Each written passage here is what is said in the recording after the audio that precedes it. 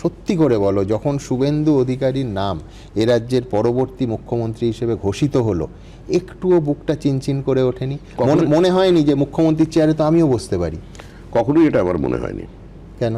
শুভেন্দু অধিকারীকে তার আগে হ্যাঁ, মুখ্যমন্ত্রী ও হোক এই আমি কামনা করে ওকে উইশ করেছিলাম, শুভেন্দু অধিকারী জিজ্ঞাসা করবেন। তো শুভেন্দু অধিকারীকে দল সামনে রেখে নির্বাচনী লড়াই করছিল, এবং লড়াইটা একটা সংসদীয় রাজনীতির লড়াই। সে আমাদের বিরোধী দলনেতা ছিল, দুবার সে মুখ্যমন্ত্রীকে হারিয়েছে।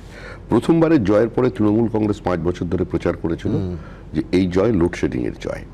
তার পরের বার সে সেখানে গিয়ে দাঁড়িয়ে একদম তার দুর্গে গিয়ে দাঁড়িয়ে তাকে হারিয়েছে। তো সেই মুখ্যমন্ত্রী হবে না তো কে মুখ্যমন্ত্রী হবে? আমার এখান থেকে সিদ্ধান্তটা পরিষ্কার, এই জুটিটা জমবে। তার কারণ হচ্ছে যে তুমি জানো যে মুখ্যমন্ত্রীর সঙ্গে একাধিকবার শপথ নেওয়ার পরও আমার কথা হয়েছে। আমি যখন নানা বিষয়ে আড্ডা মারছিলাম, বারবার বলছিলেন যে শ্রমিক ভট্টাচার্য নিজে মুখ্যমন্ত্রী হতেই চাননি।